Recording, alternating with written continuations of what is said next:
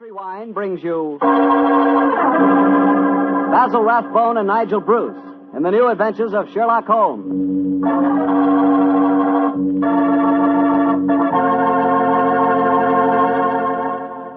The Petrie family, the family that took time to bring you good wine, invites you to listen to Dr. Watson tell about an exciting adventure he shared with his old friend, that master detective, Sherlock Holmes.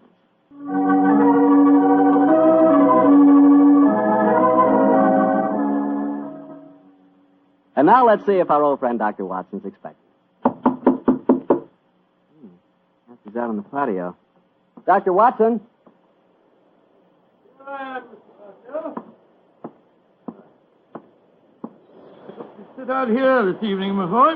Oh, swell idea, Doctor. It certainly is a beautiful night. It certainly is. Draw up a chair and make yourself comfortable. That's it. You care for some of my tobacco? I think I'll stick to a cigarette, thanks. Well, Doctor, all ready for tonight's adventure? Yes, Mr. Bartell, I'm all ready. And a strange story it was. A very strange story. How did it begin? Stormy December night in 1900 with the rain pelting against the Baker Street windows? Or perhaps with you and the great Sherlock Holmes rattling along in a cab beside the foggy waterfront chasing some desperate criminal? You make quite a good storyteller yourself, Mr. Bartell. No. The adventure I'm going to tell you took place many, many thousands of miles afield from our Baker Street headquarters. To be exact, in the Indian city of Parbutipur, about 200 miles north of Calcutta. It must have been a mighty important case that made you both travel that far. It certainly was, my boy, yes. It was in answer in the summer of 1894, I remember, that Holmes received an urgent summons from the Maharaja of Parbutipur. After 5 weeks at sea, we reached Calcutta, and a few days later found ourselves on the veranda of our hotel in Parbutipur. As we sat there talking to the Maharaja's brother, Rabat Singh, we could hear the faint throb of native drums and the haunting wail of an Indian lute coming from the bazaar. And so, gentlemen, I thought that before I took you over to my brother's palace, I would tell you something of the problems that beset him. An excellent idea, Mr. Singh. Yes, indeed, sir, particularly as you've just told us your brother, the Maharaja, is not in the best of health. Just so, Dr. Watson. Interviews tire him, and in any case, his command of the English language is not so extensive as mine. And now, sir, the problem, if you please. As to the exact problem, Mr. Holmes, I am not completely informed. My dear brother has not seen fit to confide his entire troubles, even to me. In fact, until your arrival yesterday, I did not even know that you had been sent for. But I can tell you that his worries are centered on the safety of the white elephant of Parbutipur. White elephant? Excuse me. Well, possibly you are not aware that white elephants actually do exist. Oh, yes, though I understand that they're extremely rare. Oh, extremely, Mr. Am I right in thinking that in the East a white elephant is considered sacred? Quite right. Pray continue, sir. Well, in 1750, the first white elephant was presented to my great-great-grandfather, and with it came a legend. The legend that the Maharaja's rule would be happy, healthy, and successful only as long as the elephant flourished. If the animal were to die, then the reign would come to an end, and the Maharaja was doomed to a sudden death. Mr. Singh, who was responsible for the origin of this legend? Oh, a good and wise man who traveled from the mountains beyond Nepal. He it was who brought the first elephant to my great-great-grandfather. And how has the legend worked out in actual practice, sir? Its prophecies have come frighteningly true, Dr. Watson. Oh? The first elephant was killed by his mahout, his own keeper, after my illustrious ancestor had dismissed the man for incompetence. A week later, my great-great-grandfather was himself killed in a native uprising. And so it has gone on, gentlemen, since then. Amazing, amazing. When the elephants have died, and they have always died, the Maharaja of Parbutipur has died a violent death soon after. And as each new Maharaja has succeeded to the title, the wise man from the beyond the mountains has appeared, and with him, a new sacred white elephant. He last appeared 4 years ago when my brother inherited the title. But it can't still be the same man, sir. Why not, Doctor? Well, I mean to say, that'd make him a couple of 100 years old. A trifle less, I fancy, Doctor. Really, my dear sir, it seems to me your story is the wrong way round. Men don't live to such an age, whereas elephants are noted for their length of life. That's true, Watson, but apparently not the sacred white ones of Parbutipur. Mr. Singh, in the event that your brother's death, who would become the Maharaja? I should, Mr. Holmes. Oh, I can see what you are thinking, sir. The next in line to succeed to the title would have an excellent motive for wishing the animal dead. Well, the logic is inescapable, but the thought had no personal implications, I assure you. Well, I'm very anxious to see this fabulous animal. The sacred white elephant is never seen except at the yearly festival that celebrates another anniversary of the Maharaja's rule. So the animal is only seen once a year, eh? Yes, Mr. Holmes. And when is the next anniversary, may I ask? In 2 weeks' time. Oh, our arrival seems to have coincided very nicely with the ceremony. Yes, Watson, a fact that I'm sure is not coincidental. Well, Mr. Singh, I'm very glad that you told us the legend of the sacred white elephant, and now I suggest that you take us to the palace. I'm most anxious to make the Maharaja's acquaintance.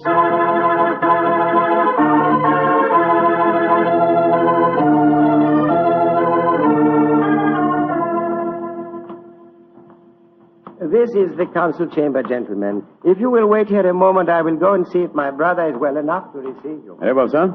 On my soul, Holmes, I'm not easily impressed, but this palace is absolutely staggering in its magnificence. Yes, it does rather take one's breath away, doesn't it? I think it does. This floor is of the finest marble, and unless I'm much mistaken, that magnificent rug is a genuine Baccara. Yes, by Jove, it is. I could swear that the staircase we mounted a moment ago had railings of solid gold. You did, old chap. It This did? is a country of paradoxes, Gracious me. where opulence beyond the dreams of Midas rubs shoulders with the direst poverty. And yet, looking at a palace like this, it's not hard to see why India is called the brightest jewel in the diadem of the British Empire. Good Lord, what's that? That is an elephant trumpeting. Oh, yes, of course. Do you suppose it's the sacred white one? Undoubtedly. You will recall the Maharaja's brother told us it's the only one at the palace. Cheers. It's an odd sound. Yes, a very comforting one. The animal seems to be in the best of health. Who waits in the Maharaja's council Good gracious room? me, you gave me a start. I didn't hear you come in. And my friend and I are waiting for an audience with His Highness. No one can hold audience with the Maharaja. Please to leave. Now, look here, my good fellow. Watson, I'm please. pleased to leave. Watson. What? We've traveled 12,000 miles to see the Maharaja, sir, at his request. In any case, his brother is with him now arranging an audience. I am Mada, the Maharaja's physician and chief counselor. And I tell you, you cannot hold audience today. And I tell you that I haven't the slightest intention of leaving the palace without seeing him. You defy authority of Mada? Saila! Azur? Sahib log ke le jao. Now, I warn you that if I have any... Oh, I'm glad you're back, Mr. Singh. This fellow told us that we couldn't see your brother. And furthermore, he seems to labor under the misapprehension that he can have us thrown bodily out of the palace. Mother, you do not understand. These are the gentlemen my brother wishes to see. From England he has sent for them. It was against my counsel they were summoned. No good will come of this. Follow me, gentlemen. My brother, the Maharaja, will see you now. But please do not stay with him too long. He is far from well.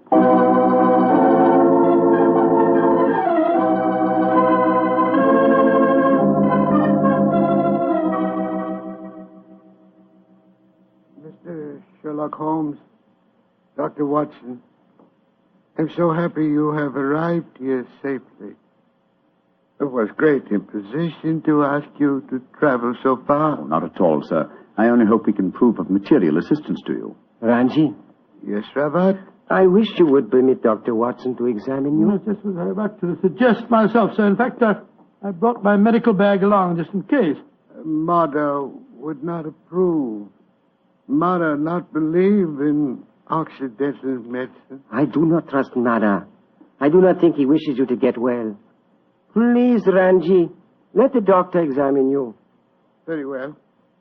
But you not tell not Mother. And now, what seems to be the trouble, Your Highness? My eyes, they torture me. Night and day, they torture me. Yes, I noticed they seem very inflamed. Now, let me take a look at them.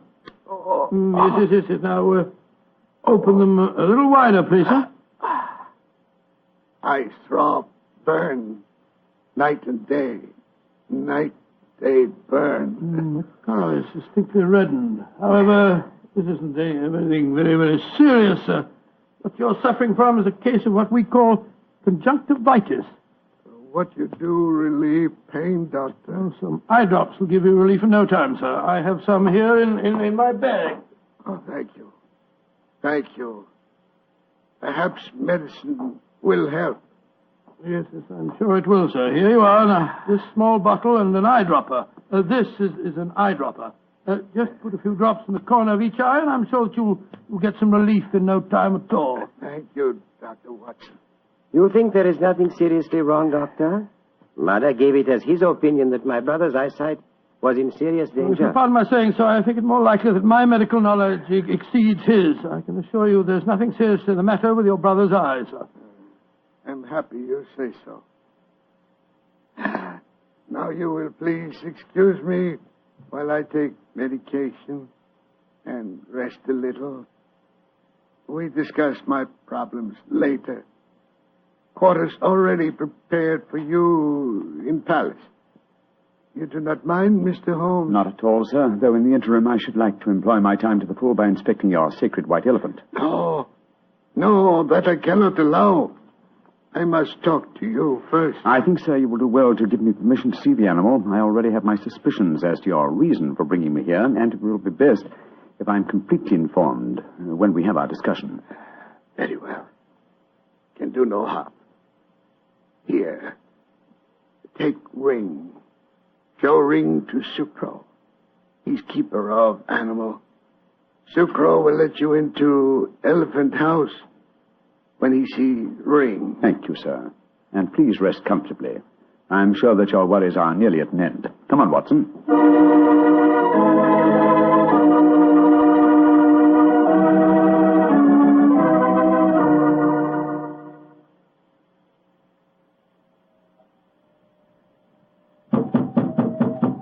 Well, they told us this was the elephant house. Why in thunder doesn't the keeper open the door? I imagine because his mind is preoccupied with music. Knock again, old fellow, will you? Uh-huh. He heard us that time. Yeah, about time. He must have been knocking here for 5 or 6 minutes.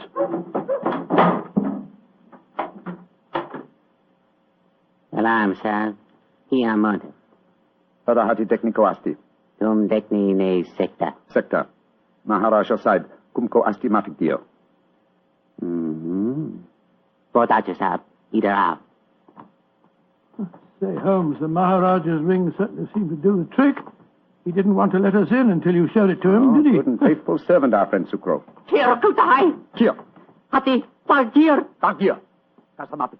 Nijutai, sir. What's happened, Holmes? The white elephant has disappeared, Watson. Disappeared? That's ridiculous. Elephants don't just disappear. Diagariga, sir. Maharaja Sahib Kibolo. Kali Umkabolo. Potato, sir. Potato. Where's he going? I told him to go to the Maharaja and give him the news. But he was to tell it to no one else. But, Holmes, this is ridiculous. We heard the animal trumpeting here less than half an hour ago. How can an elephant be spirited away in that amount of time? That's what we have to find out, my dear fellow. I've often heard of the Indian rope trick. Now we have a first-hand opportunity of solving a new mystery, the problem of the disappearing elephant.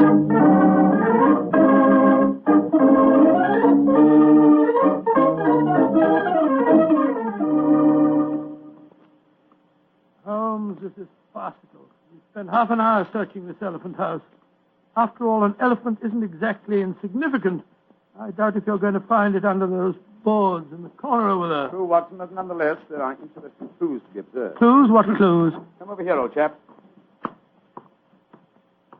Bloodstains. Great Scott, you're not suggesting that's elephant's blood? It's hard to say, though I would venture the opinion that it would require the blood of several human corpses to produce an equivalent amount of blood. In any case, you will notice that the stains are dried and old. Hello? That must be the elephant keeper back from the palace. Now, Watson, his mother, the Maharaja's physician. Mr. Holmes, Dr. Watson, at once you must come back to the palace. What's wrong, sir? This is the Maharaja. Death has come to him. Dead? Great heavens. Exactly what happened? Sukro, keeper of the elephant, came to the Maharaja. He said he had a most important message to deliver. He had. I told him to deliver it. Then what happened? A few moments later, I heard cries. I went to the Maharaja's room and found him in delirium. He was saying about the elephant having disappeared. His brother and I tried to give comfort to him, but we could do nothing. His breathing became more and more labored. Finally, it stopped altogether. So the doom of Parbodipur is fulfilled once again. The elephant is gone and the Maharaja's reign is ended. Come on. We must go to the palace. Yes, I must examine the body at once. You're certain it was a natural death, Mr. Mudder? Positive, Mr. No Holmes. symptoms of poisoning, for example? Mr. Holmes, I have read some of your sensational stories in which obscure deaths are attributed to a subtle oriental poison unknown to Western science. I can assure you that if the Maharaja has been poisoned, it has been caused by no poison known to me. When did he last eat? Over 8 hours ago. Well, it possibly died of shock, Holmes. Shock and hysteria. When he knew that the elephant had vanished. Yes, it's possible, but it's murder just the same. Murder? Why do you say that, Mr. Holmes? Because whoever caused the elephant to disappear did it with the deliberate intention of ending the Maharaja's reign. A diabolical plot, and one that I intend to overcome before this day is out.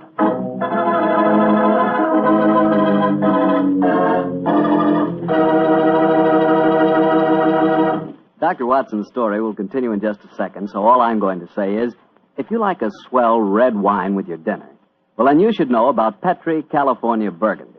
And now back to tonight's new Sherlock Holmes adventure, the case of the vanishing elephant. Tell me, Doctor, did you examine the Maharaja's body? Yes, of course I did, Mr. Bartell. Holmes was convinced that the Maharaja had been murdered, but I could find no trace of foul play. After my examination, I joined Holmes in our quarters, and I gave him my opinion. Found out anything? Looks like natural death to me, Holmes. No traces of poison? None that I could see. Of course, it's hard to be certain without an autopsy. Did you suggest one? Yes, but the new Maharaja won't hear of it. It's against their religion, apparently. Yes, I was afraid of that. Meantime, I've been conducting a cross-examination of some of the palace servants. Oh? What do you find out? Principally that all of them heard the elephant trumpeting this morning. Did any of them suggest how the animal might have been smuggled out to the palace grounds? They insisted that such a feat would be impossible without their knowledge. Well, what's our next move, Holmes? To interrogate the one person who I'm sure can give us the true story of the elephant's disappearance, its keeper. Remember, we haven't seen him since he took the message to the palace. I suggest we return to the elephant house and have a persuasive talk with him.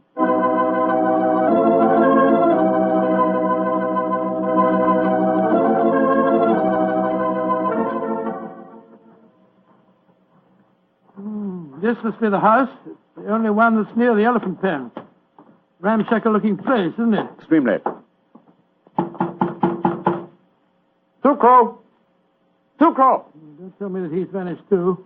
This is beginning to get on my nerves. Oh, no. Sucro! I think under the circumstances, we'll take the liberty of entering. Sucro! Look, Holmes. Look on the floor. We're too late. Good Lord. What a horrible sight. His throat's been cut. Obviously, another murder. He knew the secret of the vanishing elephant. Let's have a look around. Sucro was quite a musician. Look at this weird assortment of instruments. Native lute. Well, we heard him playing that today as we approached the elephant house. What's this? It looks like a sort of giant megaphone. A musical instrument of some kind. Observe the mouthpiece here. Let's see what kind of noise it makes. Great Scott. The instrument sounds exactly like an elephant trumpeting. Of course. Numbskull, why didn't I think of this before? Come on, Watson, back to the palace as fast as your legs can carry you. The mystery is solved.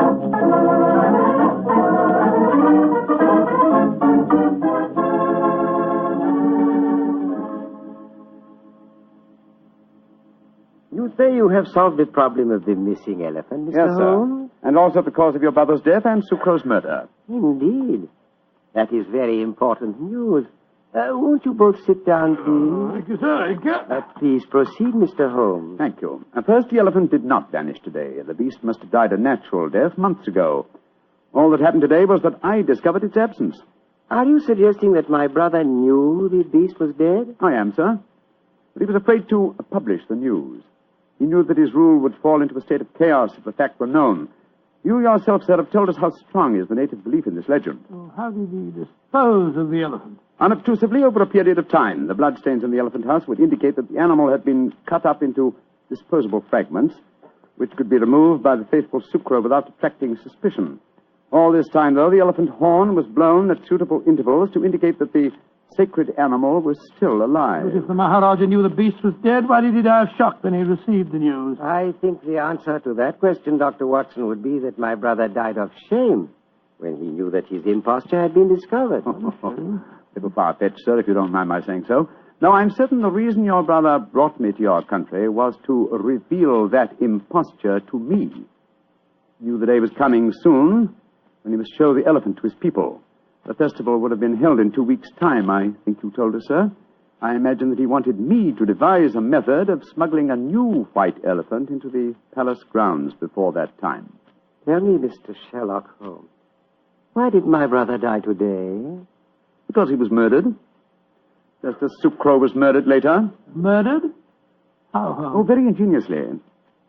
By poison, but not, as you might expect, by any subtle Eastern poison. No, one of the most recent of Western poisons was used. A poison unknown to Oriental science. Delirium, followed by a strangulated breathing, is highly typical of the newly discovered poison hyoscyamine. He hadn't eaten for 8 hours. True, Watson, but you see, this hyoscyamine was administered to an eyedropper.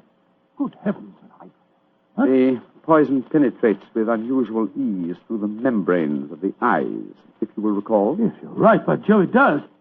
Must have been that physician fellow, Mardo, whatever his name is. No, my dear chap. This has been a case of confusions. Let's do a little clear thinking now, shall we? You see, we were deceived by the apparent sequence of events. We discovered the elephant missing and thought that fact had caused the Maharaja's death. Whereas his murder was quite a separate matter. The poison must have been placed in the eye drops while we were in the elephant house. Precisely, dear chap. And when the murderer saw how the problem of the missing elephant confused us, he killed its unfortunate keeper to prevent us from learning the truth. Yes, you're strangely silent, Mr. Singh. Am I, Mr. Holmes? I am fascinated by your flow of unassailable logic. Of course, you realize that I am now the Maharaja, the King of Kings, an absolute ruler with all power, including that of the police. Do you care to denounce the murderer to me? Oh, come, sir. I think it's time the buttons came off our foils. I'm well aware that you studied medicine at the University of Edinburgh. You have the motive, the opportunity, and the knowledge to kill your brother. The murder of Sucro was probably performed by an underling. Great Scott, what a shocking... You are a clever man, Mr. Holmes. A very clever man. Clever enough to realize that an absolute ruler, a ruler with all powers, including that of the police, is not apt to denounce himself. Again, your logic is unassailable. Goodbye, gentlemen. I trust your voyage home will be a pleasant one. I warn you, sir, that I shall make a full report of my findings in this case to the British Commissioner for this state. Why should he prove more effectual than the great Sherlock Holmes? Goodbye, gentlemen, and bon voyage. Filthy murderer. Makes my blood boil to think that he can't be brought to justice. He can, and he will be. The civilized laws of the Occident cannot be enforced here, then we must fight him with his own weapons. What do you mean, Holmes? That we have a farewell talk with Mr. Madder, the dead Maharaja's physician, friend, and counselor.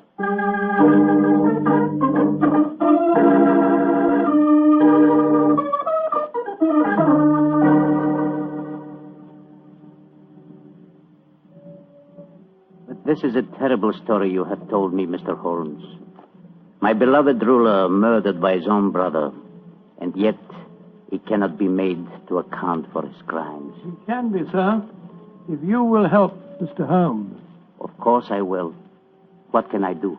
Try and obtain the eye drops before they're destroyed, will you? Have them analyzed by a Western scientist and forward the reports to me in London. I'll take the necessary action. I will try to do that, Mr. Holmes. But if I fail, there is one other way I can avenge my master's death. In a few weeks, the new Maharaja will be enthroned. I understand you, sir.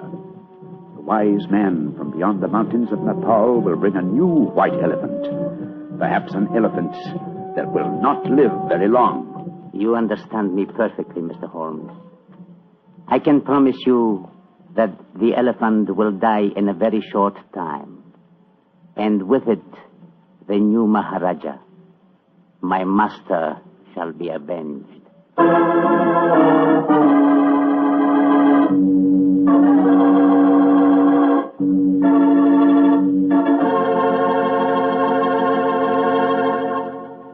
That was quite a story, Doctor. Quite a story. And tell me, what did happen to the next white elephant of Parvati-Pur? By an extraordinary coincidence, it died the day after the new Maharaja's enthronement. And that scoundrel was himself killed in an uprising that occurred just a few days later. You know something? I think I could be very happy as an Indian Maharaja. Really? Mm-hmm. Beautiful palace, beautiful women, beautiful jewels. And every year on my birthday, the natives would give me my weight in gold. I could learn to like that. That is, if I tried. Yes, and every week you'd speak to your subjects over the radio and tell them all about Petri wine. Oh, now, wait a minute, Doctor. I don't always talk about Petri wine. That's right. You don't always talk about Petri wine. You've got to sleep sometime. All right, go on. Kid me about it. But Petri wine is worth talking about. After all, what other wine has the tradition behind it that Petri wine has?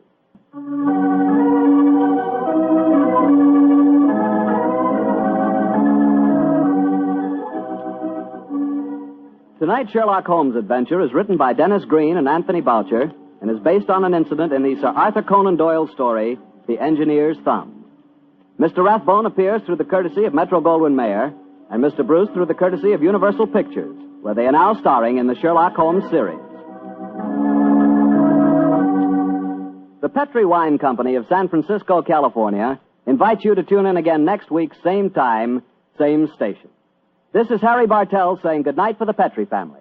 Sherlock Holmes comes to you from our Hollywood studios. This is the Mutual Broadcasting System.